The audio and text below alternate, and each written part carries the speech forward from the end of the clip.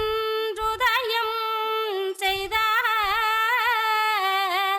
நம் குல தெய்வம் தன்னை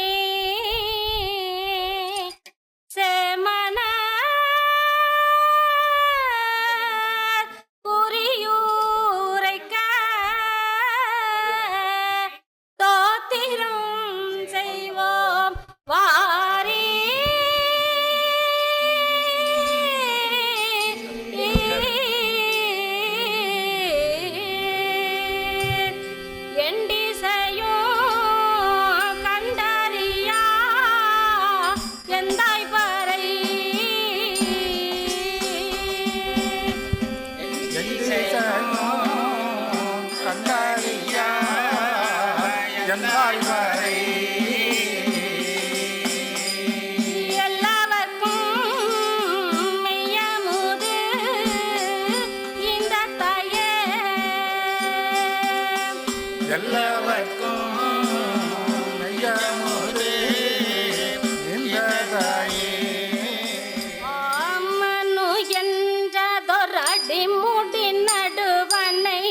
அச்சரம் மாமுதற்கு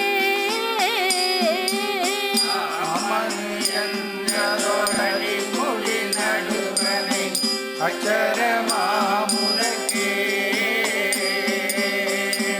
அக்காகவே சிக்கலில்லாமலே அரியாருள் மறையரசி அக்காகவே சிக்கலில்லாமலே அரியருள் மறையரசி ஆதி பராபரை நீதி தராதல அந்தரி சுந்தரியே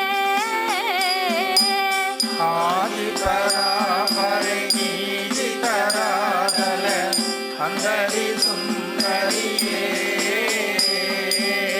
அருந்தபத்தூரை நடு இருந்த ரசாலும் அம்மலி திரிசூலி அந்தரத்துறை நடு இருந்தர காலும் அமலே திரிசூலி சீர்மேவும் மெஞ்ஞான தெய்வ சீரோன்மணியை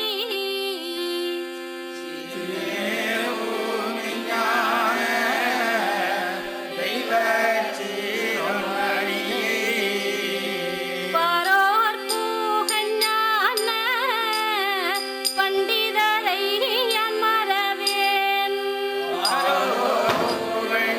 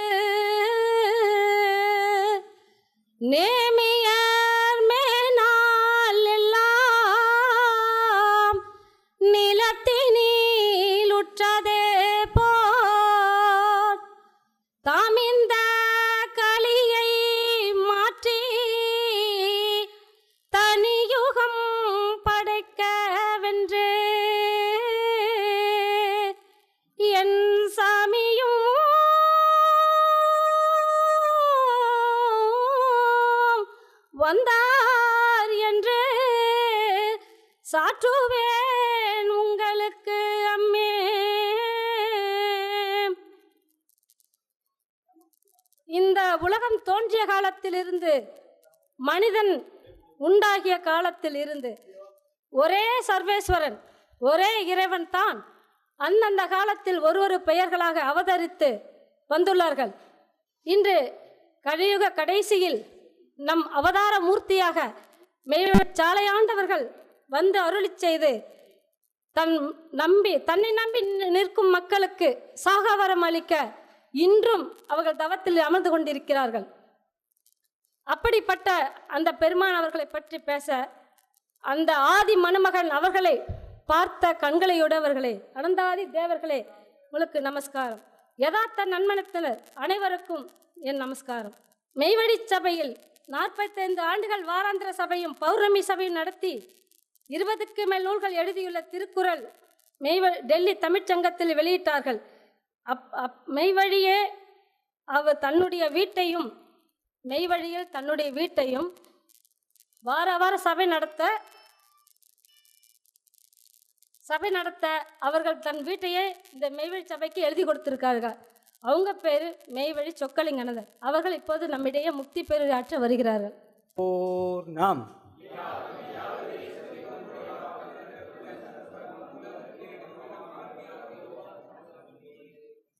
எல்லாம் வல்ல நமது குருகொண்டல் பிரம்மபிரகாசமி சாலேண்டின் திருவள்ளினாலே தேவாதி தேவா திரு கைலாசவாசா தீன்குல திலகநாயகா தேவ பரமண்டத்தின் பிதாவே திரண்டனைத்து ஒன்றாயெழுந்த மெய்வழித்தேமே உன் பொன்னார் திருவள்ளிக்கு கோடான் கோடி சோத்திரம் ஐயா, சோத்திரம் சோத்திரம் ஆண்டவரே. இந்த அருமையான சென்னை நகரிலே திருமழிசிப்பிரான் என்ற அற்புதமான வைஷ்ணவ ஸ்தலத்திலே ஆண்டவர்கள் இன்று கடியெடுத்து வைத்து அனந்தர்களை பேச வைத்திருக்கிற ஒரு வரலாற்றுக்கான நிகழ்ச்சியை துவக்கியிருக்கிறார்கள். ஒரு புதிய அத்தியாயம். அது மட்டுமல்ல, இங்கு நடைபெறுகின்ற திருக்கூட்டத்தில் பத்திரிகை நிருபர்கள், பொதுமக்கள், புதியவர்கள், பதியவர்களை தேடி கண்டுகொள்வார்கள். அவர்களுக்காக பேச வேண்டும் என்று சகோதரி குணக்கண்ணி அவர்கள் இந்த புள்ளப்பூச்சி கொட்டு இல்லை, அந்த மாதிரி கொட்டிக்கிட்டே இருந்தாங்க. அந்த மாதிரி ஆர்வம் அந்தா தேவர்கள் இருக்கிறார்கள். அடுத்து சார்ந்திருந்த யதார்த்தம் இருக்கிறார்கள். உங்களுக்காக என்னுடைய உரையை துவக்குகிறேன். ஆண்டவர்கள் திருவாக்கியம் 219 வாக்கியம். அனந்தர்கள் கட்டளை ஆர்டர், நீங்கள் உண்ணும் உணவும் அருந்தும் ஆகாரமும் உங்களுக்காக அல்ல. அப்ப யாருக்காக? இறைவன் திருமேனி தாங்கி வந்து அவதார புருஷராக இருந்து கலியுகத்தை முடித்து புதிய உண்டாக்கப் போகிற என்று வரவேற்பறையிலே அம்மணி குணக்கண்ணி அவர்கள் சொன்னது போல, புதிய யுகத்தை உண்டாக்கப் போகிற புதியவர்களுக்கு நீங்கள் பதிகள். நீங்கள் அந்த சிட்டிசனுக்கு ஆரம்பமானவர்கள், முதல் குடிமகள். இந்த குடிமகன்களை வைத்து அநேக குடிமகன்களை ஆண்டவர்கள் உண்டாக்கி இருக்கிறார்கள். இந்த உலகம் பாடினோம் முதலிலே என்னவென்று, வண்டக்களி துண்டாடிட வந்த அம்மா வாக்கியிருந்து குறிபோழிய வாரும் தாயே.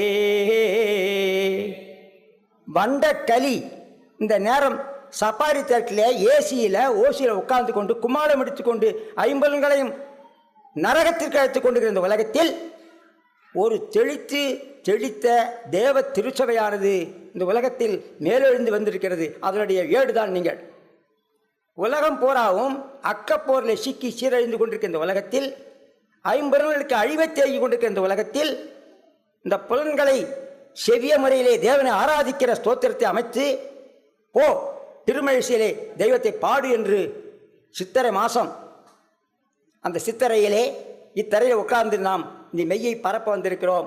அப்படி பரப்ப வந்திருக்கின்ற அருமை சகோதரர்கள், சாலில் இருந்திருக்கிற மரியாதைக்கும் அன்புக்கும் பிரியமானவர்களாகிய பலராமனுக்கு, மெய்வழி பலராமனுக்கு நமஸ்காரம். ராமன் எத்தனடி ராமன்? பல ராமன், சாதாரணப்பட்ட ராமன் இல்லை, பலராமன். அவர் ஒரு தீக்கா, கடவுளை நம்பாதவர், கடவுளை நம்பி இதில் ஆடி எடுத்து வைத்து ஒரு ஆள் போல் மெய்வழியை காத்து கொண்டிருக்கிற அருமை பெரியவர். என் அன்பார்ந்த நண்பர் சகோதரர்களுக்கு வணக்கம் கூறி, செல்வத்தில் செல்வம் செவி செல்வம் என்று சொல்லக்கூடிய அருமை செல்வமாகிய எனது அண்ணா வைத்தியர் அண்ணா அவர்கள் சென்னையில் இருக்கக்கூடியவர், எங்கள் ஊர் ஆள், அயனாவரம் வில்வாக்கம், அவர்களுக்கு வணக்கம் கூறி, அது மட்டுமில்லை, ஆளின் நாள் 3 லோகத்தில் இருப்பான் நாரதர். உலகத்தில் இருப்பான், நரகத்தில் இருக்கான், ஆகாயத்தில் இருப்பான், எங்குமே நாரதர் நடந்து கொண்டிருப்பான். நாரதை போரி வேலை செய்து கொண்டிருக்கிற அருமை செல்வராஜேந்திரர்களே, வருக வருக என்று உங்களை வரவேற்கிறேன். எங்கே இருப்பான், அங்கும் எங்கும் எங்கு நீக்கம் வர என்னதா எங்கே இருப்பார் அவர். அப்படிப்பட்ட ஒரு அற்புதமான செயலை படைத்த வீராதி வீரரே, உங்களுக்கு வணக்கம் கூறி. ஏன்னா எங்களுக்கு நாங்கள் வணக்கம் கூறினா யார் சொல்லுவாங்க? அது மட்டுமல்ல, மந்திரி எந்திரினா எந்திரிவார், ஆனால் சந்திரியில் உட்காந்து விடுறா எங்கள் ஜனார்தன மந்திரி, நிரந்தர மந்திரி. நிரந்தர மந்திரி. மந்திரிக்கு அழகு பேர் என்ன தெரியுமா? வரும்பொருள் உழைத்தல். இந்த உலகத்திற்கு வருகிறது ஆபத்து. என்ன ஆபத்து? பேராபத்து. அந்த பேராபத்து உயிராபத்து. அந்த உயிராபத்தை ஜீவனை தப்பித்துக் கொள்வதற்காக வேண்டி இந்த மந்திரி அப்பாயின்மெண்ட் பண்ணிருக்காங்க ஆண்டவங்க. ஜனங்களுக்கெல்லாம் அந்த நாவை வல்லமடைய ஆக்கி சொல்ல வேண்டிய ஜனார்த்தன மந்திரி. இவர்களை அறிமுகப்படுத்தி சொல்லியிருக்க வேண்டும். அந்த அம்மா சும்மா சொல்லுது, எல்லாம் முன்னாடி நீயே சொல்லுன்னு சொல்லிட்டு ஆரம்ப பாடல் நன்னம்பிக்கை, அதுக்கு வரவேற்பறை, அப்புறம் முத்தி பேரரை. ஏமா இப்படி கிழமை கொடுக்குறியா? இருந்தாலும் பரவாயில்ல தெய்வமே. ஆக இவருடைய அருமையை உலகம் தெரியாது சொன்னாங்க. கொஞ்ச நேரத்துக்கு கடவுளை கண்ணார கண்டவர்கள். ஆமாம், சத்தியமாக கண்டவர்கள். அதுக்கடுத்து சுப்பிரமணிய கவுண்டியர் என்று யார் தெரியுமா? ஸோ ஆலினால், அதாவது ஏ டு செட்டுன்னு சொல்லிருக்கோம் தெரியா, அக்கப்போருடைய நான் தான் சிக்கல் முதலாசாமி வா என்று உலகிலே பாய்ந்து பாய்ந்து பழகிய ஒரு துடிப்புள்ள இளைஞர் ஆண்டவர்களை கண்டார்கள், அடிமையானார்கள். அவர் சரித்து சொல்ல போகிறார். சாதாரணப்பட்ட விஷயம் இல்லை. அவர் சுப்பிரமணிய கவுண்டர் சாதாரணப்பட்ட இல்லை. அடே அப்பா நினச்சா எனக்கு பயமாகுது. அந்த காலத்தில் அவர் சந்திக்கும் போது அப்படிப்பட்ட ஒரு துடிப்புள்ள, வயசாகி போச்சு. இப்போ அவருக்கு என்னென்ன வயசு உங்களுக்கு? 65 தானே, பரவாயில்ல. ஆனால் 35 அவரை பார்க்கும்போது துடிப்பாக இருந்தார். அப்படிப்பட்டவர் இங்கே வந்திருக்கிறார்.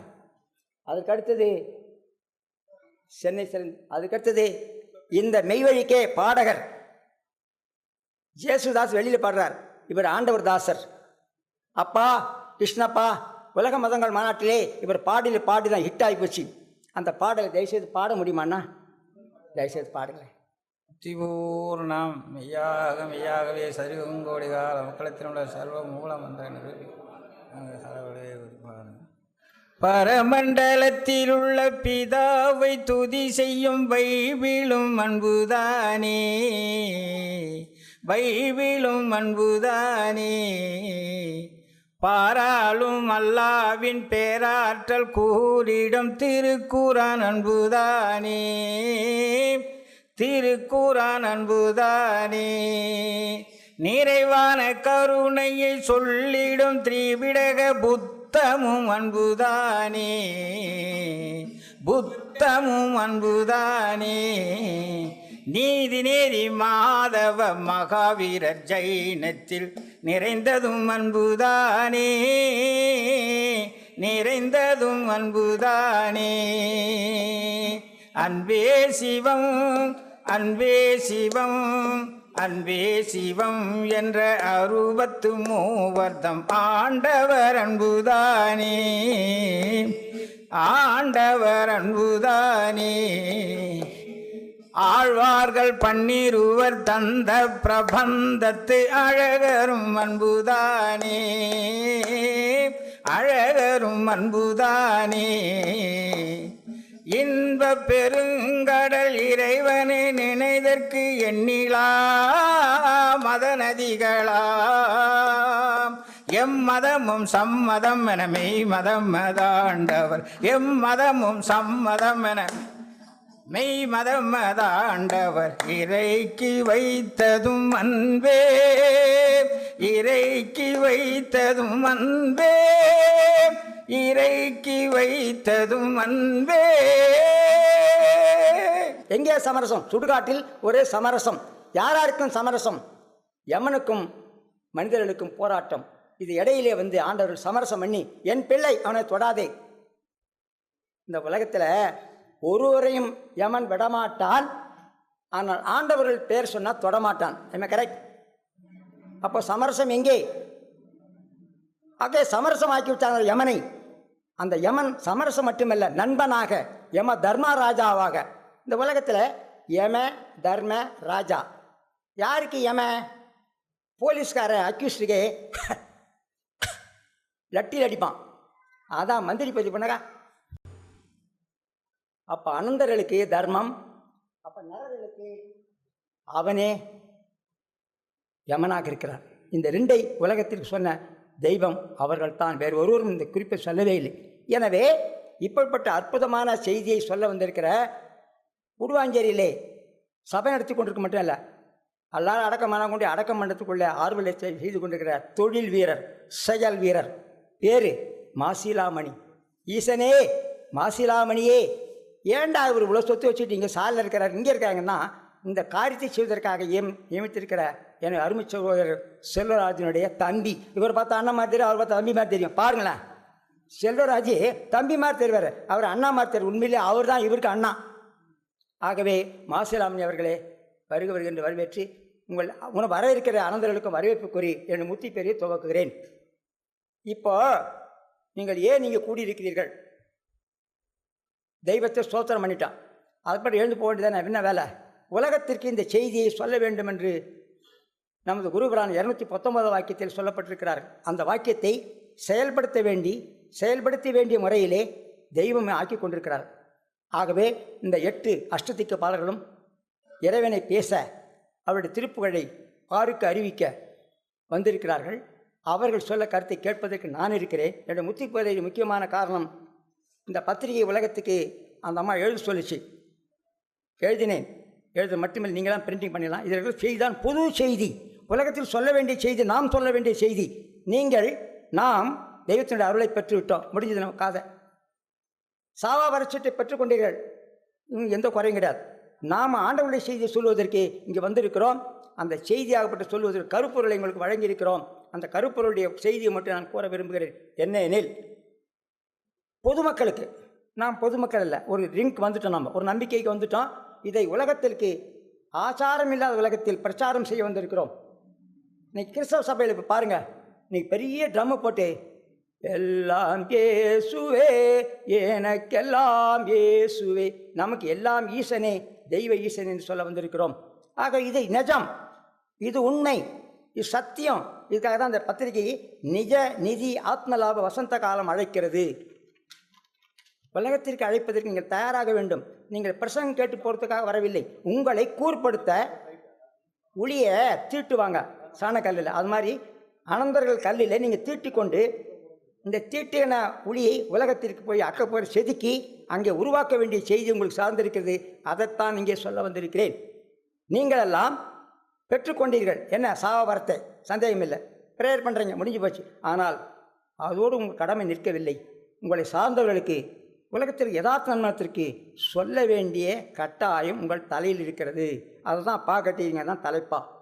ஆகவே இந்த மூலமந்திரத்தையும் வரவிருக்கின்ற அழிவையும் அந்த அழிவிலும் தப்பிக்கிற தெய்வத்தினுடைய வல்லபத்தையும் இந்த உலகத்திற்கு சொல்ல வேண்டிய கட்டாயம் ஆனந்தர்களுக்கு ஆர்டினரியாக பர்மனண்ட்டாக ஆடுறது, அதை செய்து கொண்டிருக்கிறோம். எத்தனை பேர் ஒரு 50 வருஷத்துக்கு இருப்பாங்க? 50 வருஷத்துக்கு தலை இருக்காது, செவத்தலை இருக்காது. ஆனால் புதுசாக யாருன்னா கட்டின்னு வந்திருக்கலாம், பொய்யா, அது நிலை இல்லை. ஆகவே நீங்கள் தான் தெய்வத்தினுடைய வாக்கியம் வருகின்ற ஒரு நேரத்தில் திடீரென்று கும்பலமாக இந்த கூட்டம் வளரும் என்று திருவாக்கியம் பிறந்திருக்கிறது. நீங்கள் இவ்வளவு பேரும் தெய்வத்தை ஏற்றுக்கொண்டு வந்திருக்கிறீர்கள். என்ன, நீங்கள் யார்? ஜின்கள் என்று உங்களுக்கு பேர். எல்லாருக்கும் வாய்க்காதே, நிச்சயம் வாய்க்காது. மான்மித்து கடைசி பகுதியில், அது கடைசி பகுதி ஒரு வார்த்தை வருது, வீணர்களுக்கு என்றும் காணாதவர்களாய் விளங்குமன் பிறருக்கு உளம் போகும் தெய்வமாய். அப்போ வீணா போய்கொண்டிருக்கிற இப்பேப்பட்டி மனு தலையில் இந்த தலைகள் வைரத்தலையாக மாற்றுவதற்கு ஏற்கனவே விட்டக்குறை தொட்டக்குறை எடுத்துக்கொண்டு வந்து அனந்தர்களை சார்ந்திருக்கிற நீங்கள் ஆண்டவருடைய கருத்தை பதிவு செய்துவிட்டு வெளியிலே பிரச்சாரம் செய்வதற்காக இவரிடத்தில் தெரிந்து கொள்ளுங்கள் செய்தியை. ஸ்டோரேஜ் பண்ணிங்க, நீங்கள் மெசேஜையை ஸ்டோரேஜ் பண்ணிங்க, அதை வேறு முகரையில் நீங்கள் வெளிப்படுத்துங்கள். வெளிப்படுத்தி ஆகணும் தலையெழுத்து. அதனால தான் ஸ்தோத்திரத்தில் பாடியிருக்கிறோம், தாயே குறிப்பொழிய வாரும் தாயே, எங்கள் நாவில் நின்று பேசும் அம்மா என்று நாம் பேசினோம். எனவே நீங்கள் உலகத்திற்கு சொல்ல வேண்டிய செய்தியை நாங்கள் இன்ட்டு கொடுத்து பத்திரிகை அடிச்சிருக்கிறோம். என்ன செய்தி? பத்திரிகை படித்திருப்பீர்கள். ஆனால் இதை பற்றி பிரலாபமாக சொல்ல வேண்டிய கருப்பொருள் இருக்கிறது, ஒன்று போதும். அத்தனை செய்திகள் மொத்தமாக எசன்ஸ் அடங்கியிருக்கிறது. என்ன, ஜனங்க போயிட்டுருக்கிறான், நாம் யார், எங்கிருந்து வந்தோம், இங்கே என்ன செய்து கொண்டிருக்கிறோம்? இந்த கேள்விக்கு யாரும் பதில் சொல்ல மாட்டான். எப்படி சொல்ல முடியும்? அவன் தான் பைத்தியம் முடிச்சு பறந்துக்குதா. பாம்பேக்கு ஒரு வியாபாரம் பண்ண பணம் எடுத்து போனான். ட்ரெயினில் நாக்பூருக்கு அடுத்த உடனே அங்கே குகை ஒன்று வருது. அந்த குகையில் பக்கத்தில் ஒரு அம்மா பவுட்ரு போட்டு மயக்கம் போட்டுருச்சு. கையெல்லாம் உருவிச்சு, பணமெல்லாம் உருவிச்சு, காலி. அம்மானையும் சுமந்து கொண்டு வந்திருக்க மக்கள் யாரும் உதவி மறந்துட்டாங்க. அப்படியே கதையை அப்படியே கண்டினியூ பண்ணுங்கள். பாம்பேல இறங்கினார். அப்படி நடந்து போகிறார். எதிர்க்க என்ன மாதிரி ஒருத்தர் கேட்குறார், ஹூ ஆர் யூ, தும் நாம் கே ஹை? நம் காய், நான் யாரு? தெய்வம் சொல்கிறாங்க, நீ வைரத்தலனாகி இறைவனுடைய பெருந்தன்மைக்கு வந்து சொர்க்கத்துக்கு அடைய வேண்டியவன் சொல்லிக்கிறாங்க. இதை மறந்துட்டான். நாம் மறந்துருந்தோம், ஒரு காலத்தை தெரிந்து கொண்டோம். மற்றவர்கள் தெரியப்படுத்துக்காக என்று கொடுக்கிறேன். நீங்கள் யார், எங்கிருந்து வந்தோம்? ரோஸ்மீதா கூட இருந்து வந்தோம். இறைவனுடைய சன்னிதானத்திலிருந்து நான் பூலோகத்துக்கு போகிறேன். உங்கள் திருவாதாரத்தை கண்டு விசுவாசித்து உங்களை நான் ஏற்றுக்கொண்டு உங்களுக்கு சிஷ்யராகி சொர்க்கத்தை அடையும் போது உங்களுடைய பங்கு பணியாகிய திருப்பணியை நான் ஆற்றுவேன் என்று சொல்லி கொண்டு வந்திருக்கிறீர்கள். சும்மா வரல, நீங்கள் நிச்சயமாக வரல, சும்மா வரல. அன்னைக்கு ஏற்றுக்கொண்ட கடமையை செய்ய வந்திருக்கிறீர்கள். இது ஞாபகப்படுத்துகிறோம். ஆக வந்திருக்கிற உங்களுக்கு இங்கே என்ன செய்து கொண்டிருக்கிறோம்? இங்கே தான் பாயிண்ட். இது கீழா அவலவற்றை வளர்ப்பதற்கோர் அல்லும் பகலும் அதில் நினைவாய் கவலைப்படுவதன்றி சிவகனையை சார கருதுகிறேன் வளர்க்கிறான். இல்லையா, வெறும் வயிறு, இம்முத்தூண்டு வயிறுக்காக வேண்டி உயிர் கொடுத்து பாடுபட்டு உயிரை எமனத்தில் கொண்டு கொடுக்குறான். இந்த உலகத்தில் இருக்கிறோம், தெரிந்து கொள்ளுங்க. வயிறு வளர்க்கறதுக்கா? உயிர் வளர்ப்பதற்கு யார்? இதோ அனந்தர்கள், நீங்கள் உலகத்தில் சொல்ல வேண்டிய பாக்கி இருக்கு. இதைத்தான் நான் சொல்லி கொண்டிருக்கிறேன். வயிறு பெருசா உயிர் பெருசா? வயிறு முத்தோண்டு இருக்குது, உயிர் தெரியல. ஆனால் அந்த உயிர் இருந்தால் தான் வயிறு ஜீரணமாகும். கரெக்ட்? ஆகவே இன்னைக்கு டிவியில் பார்த்தா இந்த சிகை அலங்காரத்துக்கு அப்படி அப்படியே கொட்டுறான். மயிர் அழியாதிருப்பதற்காக விளம்பரம் பண்ணப்படுகிறது. உயிர் அழியாதிருக்கிறதுக்காக இன்னைக்கு விளம்பரம் செய்யப்பட்டிருக்கிறது. விளம்புவது பரத்தை, விளம்புவது பரத்தை தான் சொல்லணும். அவன் என்ன சொல்லணும்? சோடா பாட்டிலு, கிளிப்ஸ்டிக்கு, இந்த மாதிரி இது அது பரத்தை விளம்புவதற்கு தான் விளம்பரன்றே பெயர். தமிழ் சொல்லல. என்ன கரெக்ட்? பேராசிரியர் பலராமன் இருக்கிறார். விளம்புவது பரத்தை, அது விளம்பரம். நாம் தான் செய்து கொண்டிருக்கிறோம். என்னவென்று, ஐயா, நல்ல உடல் எடுத்து வந்திருக்கிற பூமியிலே எந்த விதமான உடம்பு தகராறு இல்லை, கூன் குருடு செவிடு இல்லை, ஒரு கிஃப்ட்டு, லார்ட் கிஃப்ட். இதை பற்றி என்ன பண்ண போகிறேன்? அவர் புகழை சொல்லி சொர்க்கத்துக்கு போவா மறந்துட்டேன். அது ஞாபகப்படுத்த வந்திருக்கிறோம்.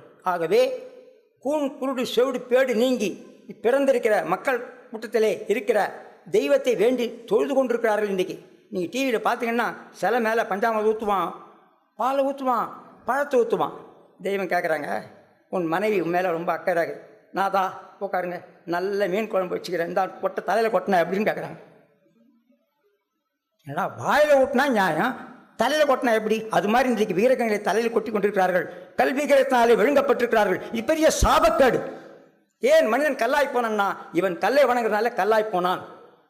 நான் சொல்லலை, பெரிய கவிஞர் சொல்லுங்கள். எனவே அந்த கல்விகிற பாட்டு வழியிலிருந்து நீங்கள் மாறி வந்திருக்கிறீர்கள், ஒரு வளர்ந்துட்டோம். ஸோ நாம் என்ன செய்ய வேண்டும்? இந்த உலகத்திற்கு நாம் இந்த உலகத்துக்கு சொல்ல வேண்டிய கட்டாயம் என்னென்னா, இறுதியில் எங்கே போக போகிறோம்?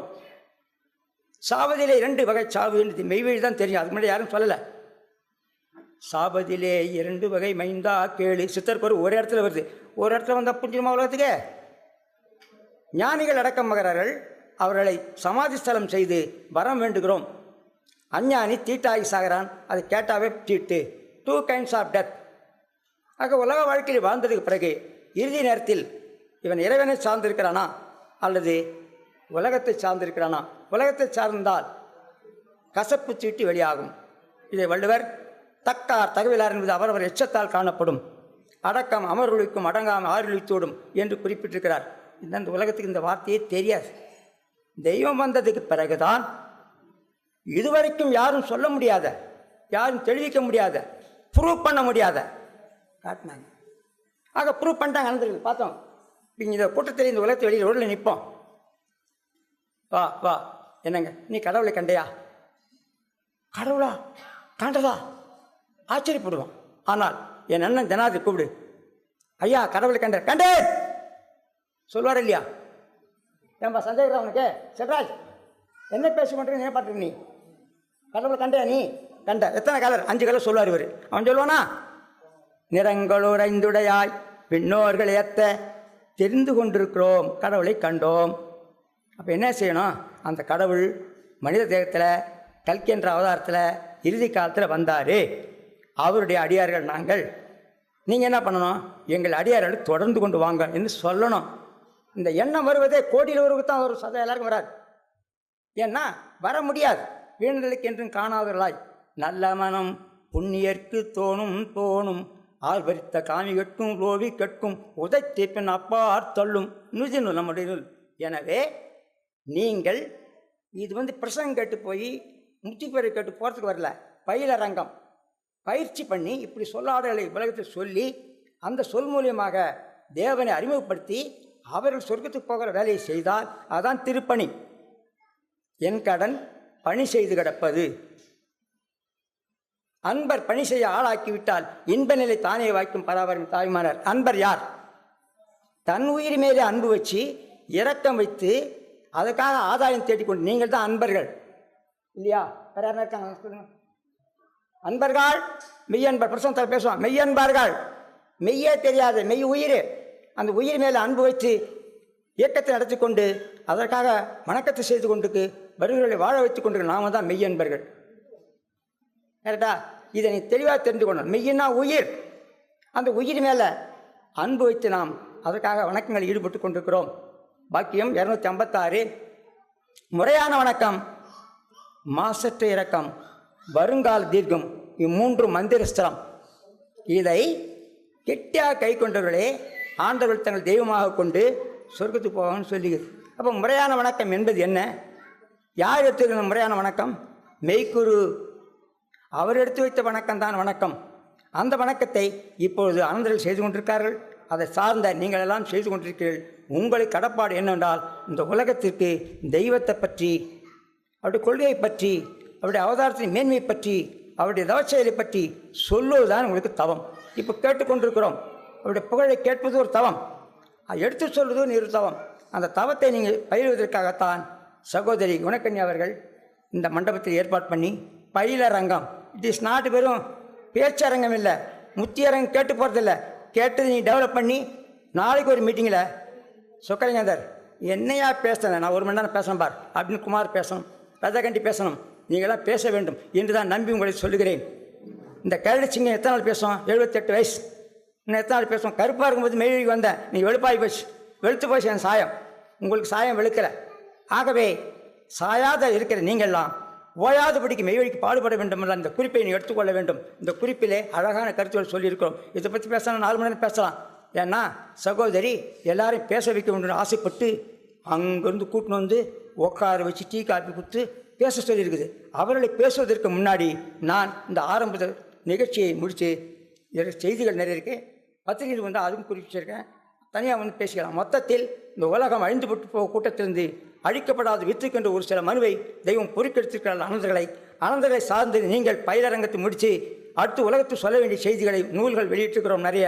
அந்த நூல்களை கொண்டு நீங்கள்லாம் உலகத்துக்கு சொல்ல வேண்டும். சொல்லி அவர்களை மெய்வழி திருப்ப வேண்டும். திருப்பினா அவனுக்கு என்ன வரும்? கமிஷன் வரும். நாளைக்கு ஆண்டவங்கிட்ட சேர்த்த புண்ணியம் வரும்ல. இன்றைக்கி இன்சூரன்ஸில் ஏன் சேர்க்குறான்? அவன் ஏஜென்ட் கமிஷன் கிடைக்கும். இந்த மாதிரி ஏன் சொல்லுது? நாளைக்கு சொர்க்கத்தில் 8 சொர்க்கம் இல்லை, சொர்க்கத்துக்கு போக தான் சும்மா செய்யலை. சொர்க்கத்துக்கு வந்து பாடுபட்டு கொண்டு சும்மா இல்லாதபடிக்கு 60 வயசு கிளவி ஆனால் குமரி மாதிரி பாடுகொண்டிருக்கிற அவர்களை பருகிட்டு எனக்கு இந்த வாய்ப்பினை கொடுத்த உங்களுக்கு மேலும் தொடர்வதற்கு பேசுவதற்கு வாய்ப்பு நிறைய இருக்கிறது. உங்களை ஆரம்ப பேச்சாளர் தான் போட்டாங்க.